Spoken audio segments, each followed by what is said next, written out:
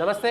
మనతో పాటు ఉన్నటువంటి అతిథి విద్యాలయాలు పెట్టి, విద్యా సంస్థలు పెట్టి విద్యావేత్తగా పేరు పొందినటువంటి ఢిల్లీ పబ్లిక్ స్కూల్తో పాటు పల్లవి పబ్లిక్ స్కూల్స్ లాంటి సంస్థలు పెట్టి ప్రజలకు చిరపరిచితమే ఇప్పుడు రాజకీయాల్లోకి రావాలనుకుంటున్నటువంటి వ్యక్తి. వారెవరో మీకు తెలిసినటువంటి వ్యక్తి మల్క కొమరయ్య గారు మనతో పాటు ఉన్నారు. సార్ నమస్తే అండి.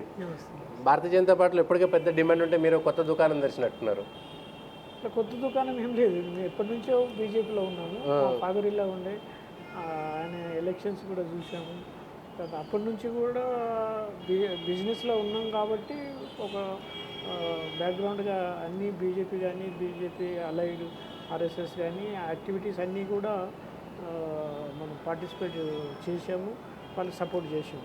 ఓకే, కానీ ఇప్పుడు ఆల్రెడీ కొత్తగా వచ్చినటువంటి వాళ్ళకు టికెట్లు ఇవ్వద్దు, లేకపోతే డబ్బులు ఉండి టికెట్లు తీసుకోవడం కోసం వచ్చి వాళ్ళు తిరుగుతున్నారు అనేటువంటి వాళ్ళకి మీరు ఏం సమాధానం చెప్తారు? కొత్త వాళ్ళకు సీట్ ఇవ్వద్దు అనుకుంటే కొత్త వాళ్ళు రావడం చాలా అవసరం ఉంది. ఓకే, కొత్త వాళ్ళకి రాకుంటే పాత వాళ్ళకే కంటిన్యూ చేస్తూ పోతే ఒక స్టేజ్లో స్టాగ్నేట్ చేస్తుంది కాబట్టి అప్పుడు పొలిటికల్ వ్యాక్యూమ్ ఏర్పడుతుంది. కాబట్టి కొత్త వాళ్ళకు మనం ప్రయత్నం చేస్తూ పోవాలి, అంటే నా కొరకని కాదు, జనరల్కి కూడా. ఓకే, కొత్త వాళ్ళకు ఒక పర్సంటేజ్లో ఇస్తూ పోవాలి. అయితే ఇప్పుడు ఇన్ని రోజులు విద్యా సంస్థలు నడిపి ఇప్పుడు ఒక స్టేజ్కి వచ్చింది కాబట్టి ఇప్పుడు యాక్టివ్ పాలిటిక్స్లో ఇన్వాల్వ్ కావాలని వచ్చాము. కాబట్టి మనం బీజేపీ కానీ పాలిటిక్స్ కానీ మన కొత్త ఏం కాదు. అంటే మల్క కొమరయ్య దగ్గర పైసలు ఉన్నాయి కాబట్టి ఆ పైసలకు కాపాడుకోవడమా, లేకపోతే పైసలు ఎంజాయ్ చేసినప్పుడు అధికారం ఎంజాయ్ చేయడం కోసము రాజకీయాల్లోకి వస్తున్నాడు అనే వాళ్ళకి మీ సమాధానం? నాకు డబ్బులు సఫిషియెంట్గా ఉన్నాయి, పాలిటిక్స్తో డబ్బులు సంపాదించిన అవసరం లేదు. కాబట్టి మన ఆస్తులు కాపాడుకోవడం అనేది ఏమి లేదు, ఎందుకంటే మనం అన్నీ ఏది చేసినా ఇన్ని రోజుల నుంచి సస్టైన్ అయితే వచ్చాం కాబట్టి ఇప్పుడు దానిలో కొత్తగా ఇష్యూస్ ఏం రావు. ఓకే, పాలిటిక్స్ అనేది ఏదో ఒక స్టేజ్లో మనం ఇంట్రెస్ట్ ఉన్నప్పుడు రావాలి, సర్వీస్ చేయడం అనేది మెయిన్ ఉద్దేశం. అలా నా ఒక్కడికే కాదు, ఎడ్యుకేటెడ్ యూత్, ఎడ్యుకేటెడ్ వాళ్ళు పబ్లిక్ లైఫ్లో రావడం అనేది ఇంపార్టెంట్, రావాలి కూడా. ఎందుకంటే మా ఇన్స్టిట్యూషన్స్లో కూడా మన ప్రతి స్టూడెంట్కు ఒక లీడర్షిప్ లక్షణం నేర్పుతూ ఉంటుంది. వాళ్ళు పాలిటిక్స్ను ఇంట్రెస్ట్ క్రియేట్ చేస్తూ ఉంటుంది. పాలిటిక్స్ కానీ మన డిఫెన్స్ సర్వీసెస్ కానీ కంట్రీని ఏ విధంగా సేవ్ చేసుకోవాలి, కంట్రీని ఎట్లా మనం ప్రేమించాలి, మన ఇండియన్గా పుట్టినందుకు మనం ఎంత గౌరవంగా ఉండాలి అనేది మేము నేర్పుతూ ఉంటాం. మరి ఎందుకు మొదటి నుంచి మీరు పార్టీలో వెనక నుంచి నడిపేసినటువంటి వాళ్ళు ముందుకు రావాలనేటువంటి ఎందుకు అనిపించింది? అంటే పోటీ చేయాలనేటువంటి ఆశ ఎందుకు వచ్చింది? ఆశ అదే ఇప్పుడు ఇంతకుముందు చెప్పినట్టు కొత్త వాళ్ళకు ఛాన్స్ ఇవ్వాలి, ఇస్తూ కంట్రీని మంచిగా డెవలప్ చేయాలనే ఉద్దేశంతో అందులో ప్రైమ్ మినిస్టర్ గారు చాలా బాగా పనిచేస్తూ ఉన్నారు.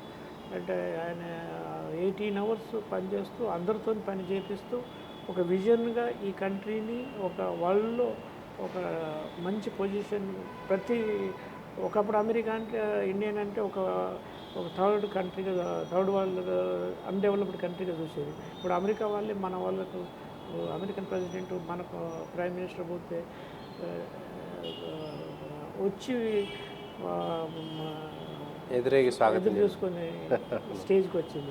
అట్లా వాళ్ళు ఆల్ ఓవర్ వరల్డ్ లీడర్స్లో ఆ స్టేజ్కి వచ్చింది ఇండియా. కాబట్టి ఇండియాను ప్రపంచ పటంలో మోడీ గారు ఒక వన్ ఆఫ్ ది మన బెస్ట్ కంట్రీగా 193 కంట్రీస్ మనకు సపోర్ట్ చేశారు, ఆ స్టేజ్కి తీసుకొచ్చారు.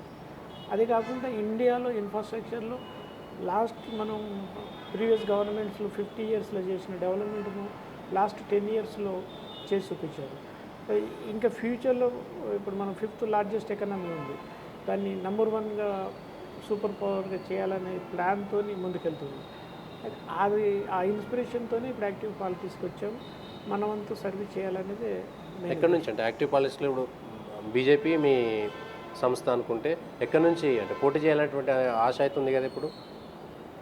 పోటీ నేను మల్కాజ్గిరిలో ఉంటాను కాబట్టి లాస్ట్ 40 years నుంచి నేను అక్కడే స్టే చేయాలి. మీకేం సంబంధం మల్కాజ్గిరికి? మీకేం సంబంధం? నేను మహేంద్ర హిల్స్లో ఉంటాను. Mahendra hills part of Secunderabad MLC constituency. Okay, and Secunderabad part of Malkajgiri parliament constituency. కాబట్టి నాకు నేను ఒకవేళ పోటీ చేయగలిగితే నాకు ఎలిజిబుల్ సీట్ అది. ఓకే, మల్కాజ్గిరి లోకల్ కాబట్టి అడుగుతున్నారు. కానీ బీజేపీలో ఉన్నటువంటి నాయకులు మేము 20-30 సంవత్సరాలుగా పార్టీకి ప్రత్యక్షంగా ఉద్యమాల్లో అక్కడిక్కడ పోటీ చేస్తే ఇప్పుడు వీళ్ళు వచ్చి గద్దలాగా మా సీట్లు ఎగరేసుకొని పోతున్నారు అనేటువంటిది అంటారు. దానికి సమాధానం ఏంటి? దానికి సమాధానము అది బీజేపీ పార్టీ నాయకత్వం డిసైడ్ చేస్తుంది. ఎవరు లోకలు, ఎవరు నాన్ లోకలు, లేకుంటే ఎవరు ఎన్ని రోజుల నుంచి ఉన్నారు, వాళ్ళకి ఎవరికి ఎంత మనం సర్వే, వాళ్ళకి వాళ్ళ పార్ట్ను, వాళ్ళ అర్హతను నిర్ణయించే వాళ్ళు సీట్ ఇస్తారు. ఓకే, అదే ఒక పాలసీ.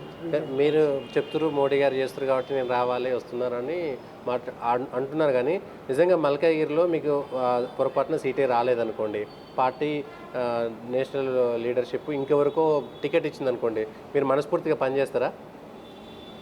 100% బీజేపీ విన్ చేయడానికి ఏ క్యాండిడేట్కి ఎవరికి ఇచ్చినా వాళ్ళు గెలుస్తారు. మల్కాజ్గిరిలో బీజేపీ గెలుస్తుందా?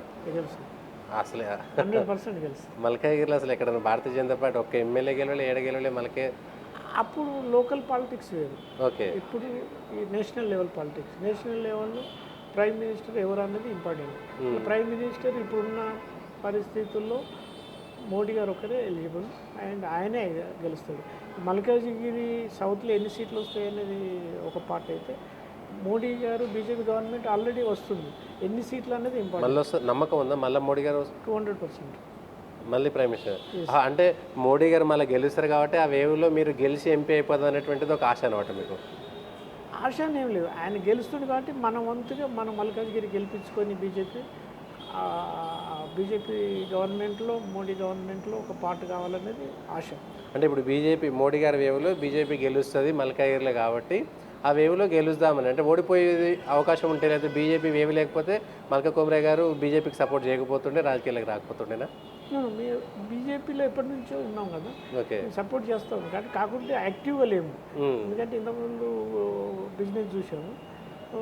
మన ఎంతవరకు మన వంతు వీలైతే అంత బీజేపీ కానీ, ఆర్ఎస్ఎస్ కానీ, విహెచ్పి కానీ ఆ యాక్టివిటీస్ అన్నిటికీ మనం ఫుల్గా సపోర్ట్ చేసాం. ఓకే, నమ్మకం ఉందంటారా? అంటే అందరినీ కలిసిరా, నాయకులను కలిసిరా, బీజేపీలో ఉన్నటువంటి నాయకులను అందరినీ కలిసాము, రిక్వెస్ట్ చేశాము. ఓకే, సీట్ వస్తుందని నమ్మకం ఉంది. నమ్మకం ఉందా?